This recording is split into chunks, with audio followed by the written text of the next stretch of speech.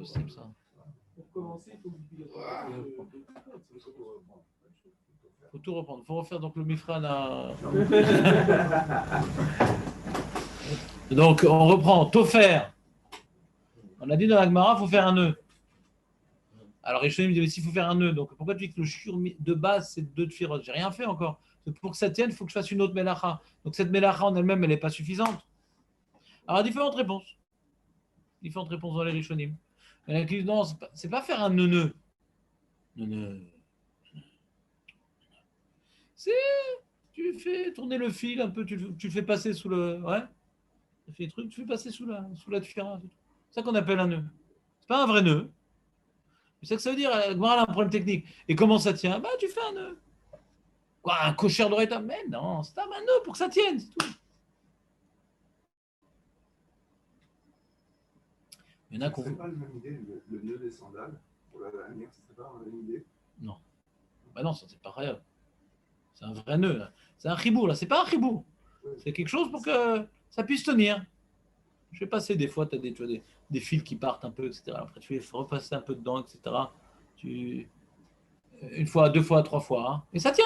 Et ça tient. Et tu tires un peu, et ça tient. Peut-être que tu n'as pas fait de nœud. Tu as fait un traloued. Tu as fait une embrouillade. Tu as embrouillé les fils. D'accord, mais c'est pas un nœud. C'est comme. Il y a des choses qui tiennent et c'est pas des nœuds. On en a parlé quand on était jeunes, des azikonim. Tu t'as déjà parlé des azikonim? C'est quoi ça s'appelle le nœud japonais? Comment ils appellent ça en français? Comment ils appellent ça?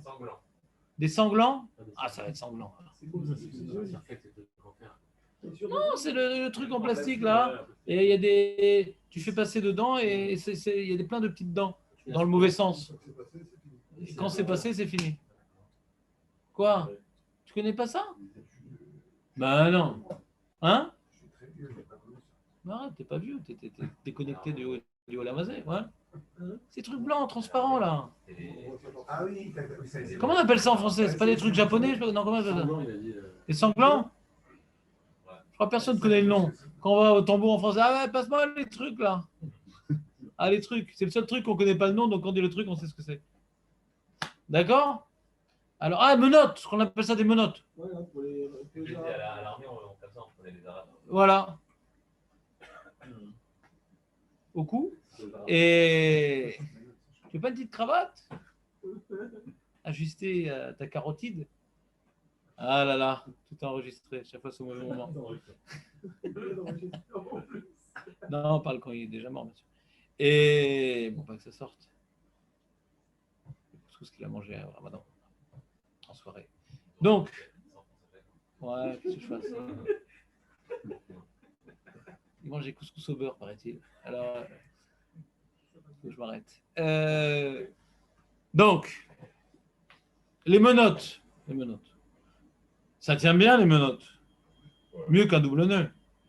Bah, le rov des postes qui me dit que c'est pas cocher. Il est où le cocher? Ça fait un nœud? Bah oui, si la mélacha de base elle est pas là. C'est quoi qu'est-ce que tu es en train de faire? Qu'est-ce que tu es en train de faire? Tu es en train de serrer deux choses. Tu es en train de serrer deux choses. Si maintenant, tu vois, j'ai une chaise, et alors on est 10 personnes, je vais mettre d'un côté une estrade, de l'autre côté une autre estrade, la chaise, elle ne peut pas bouger. J'ai poussé 2 estrades pour bloquer la chaise. Ouais, j'ai fait cocher. J'ai serré, c'est tout. J'ai serré. Bon, des fois, ça peut être bonnet avec la zikonim. Si c'est bécarca, c'est un problème. Tout ce qui est bécarca, c'est un problème. Si maintenant tu accroches un fil, etc., au mur, etc., ça peut être problématique. Ça peut être bonnet, ouais. C'est bonnet kolchéou, nechayav. Je ne parle pas de bonnet maintenant, ouais. Je vais fermer, je sais pas quoi avec ça, ouais. Les kélim, quoi. Il y a un kéli qui est un peu abîmé. Je vais bloquer la partie du kéli avec les iconymes, ça va? C'est un kéli. C'est moutard à Shabbat. Moutard. Une chaise, ouais. Je vais faire. Je vais accrocher des chaises les unes à côté des autres. Parce qu'il manque des pieds, tu vois. Il manque des pieds. Alors je vais accrocher des. C'est un ours. Ça peut mettre de l'ambiance. Je sais pas, ne me demandez pas trop d'exemples aujourd'hui. En tout cas, je vous donne un exemple que même si ça tient, c'est pas kosher. Il faut faire un nœud quand même pour que ce soit kosher. L'oracle chez Zelo Maaseuman, Zelo Kesher. Il y a un maasé, il faut qu'il y ait un maasé Kesher. Bien, mais on arrivait à un résultat mieux sans l'acte. Ah, qu'est-ce que je te dis? Je pose maintenant, je bloquais une feuille en mettant une armoire dessus. Je n'ai pas été ouvert sur kosher. Ça a tenu très bien. Ah, c'est mieux que la colle. C'est mieux que la colle. Il y a une péoula. Elle est où la péoula? La colle, c'est je mets un élément intermédiaire qui va. Pas une pression. Une pression, c'est pas la colle. Une pression, c'est pas kosher. D'accord? Donc, pareil, le fil, je le fais passer et je le fais tourner sur lui-même. Mais il n'y a pas cette péoula de nœud à aucun moment. Alors, j'ai pas kosher. Ça dit le Ramban. Le Ramban ne disait pas kosher. Mais il y en a qui veulent dire, ouais, mais c'est pas une preuve. Contre le Yérem, tu as vu, de faire un nœud sur lui-même, c'est pas kosher. La preuve de cette mara-là. Et c'est quoi leur svara de dire que c'est pas kosher de faire un nœud sur lui-même? C'est quoi la svara? Pourquoi ce sera pas kosher? C'est un nœud et c'est très fort et ça bougera plus. Pourquoi c'est pas kosher? Non! Non, qui t'a dit que de défaire d'une main, c'est moutard? Malheureux! Miyama et Rakazé d'Ava! Non, on n'a pas vu ça! Vous entendez ce qu'a dit Benjamin? Que j'apprécie malgré tout énormément. C'est complètement irrationnel comme relation. Ouais. Qu'un nœud qu'on peut enlever d'une main. C'est quoi le din? Ça t'arrive de réviser parfois ou pas? De quoi? Que tu révisais?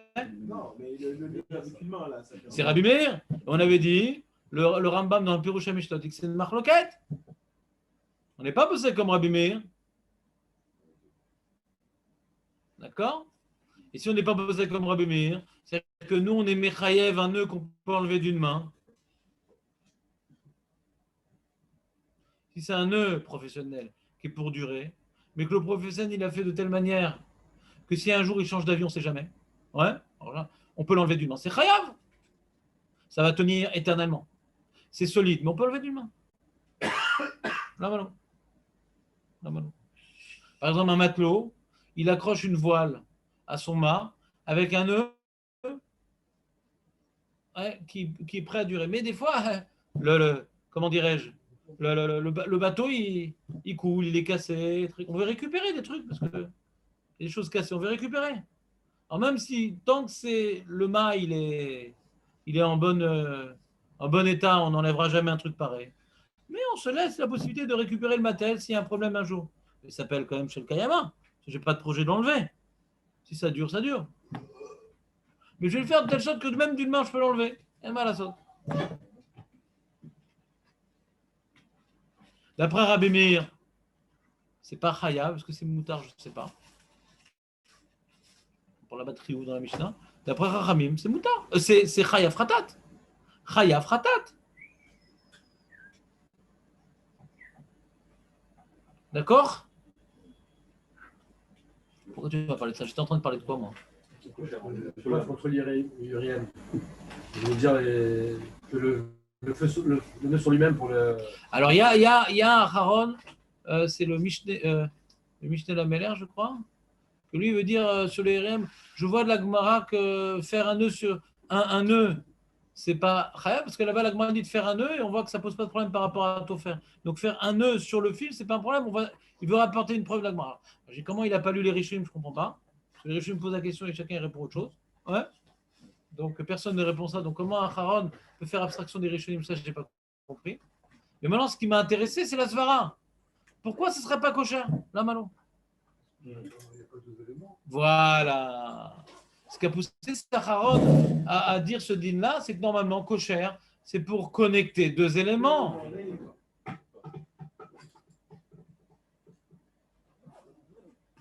Mais ce que je ne comprends pas dans Saharon, que ça s'appelle connecter deux éléments, de la manière qu'on avait vu dans Rashi, que le nœud qu'on faisait dans la chaussure, c'est un nœud sur lui-même, et ce qui permettait à l'arrêt de soie de ne pas sortir de la semelle. Des fois, un nœud sur lui-même, ça peut connecter deux éléments. Donc même Donc, je peux comprendre les Rishonim sans comprendre le RM. Je peux comprendre les Rishonim qui n'ont pas voulu parler d'un vrai nœud. Pourquoi? Parce que là aussi, ça connecte exactement que le nœud que je vais faire, va sorte que ça ne soit pas du tissu. Donc, ce fil-là, il est connecté au tissu grâce au nœud. Donc, c'est oui, kosher. Mabaya, c'est oui, kosher. Alors que le chidouche du RM, c'est que c'est un nœud sur lui-même. Ouais. Comme par exemple, j'ai par exemple du pain en tranche. Je vais sortir des petites tranches pour les enfants Shabbat. Et après, je vais faire un nœud sur lui-même. Là, je ne connecte pas deux éléments. Alors ça, c'est le chidouche de RM. Alors, Ma'alacha, on verra demain. C'est un Rishon et Uriel. Allez, Non, Yom Tov, c'est dans quelques jours. Yom Mutzlach.